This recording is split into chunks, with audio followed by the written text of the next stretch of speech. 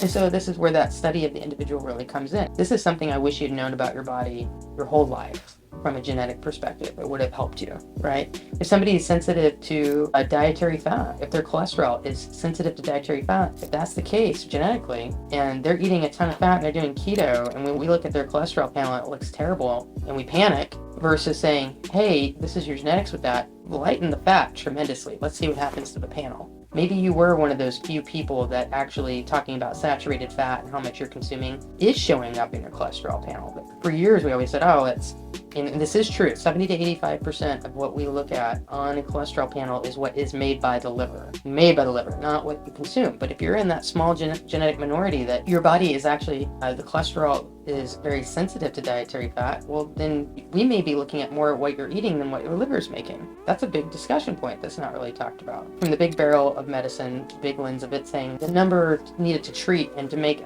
something effective, looking at that, it's such a small amount of people, we don't really care about that. We're not putting that into our guidelines of care or otherwise. Well, that's not very nice to those small group of people. Their lives matter too, right?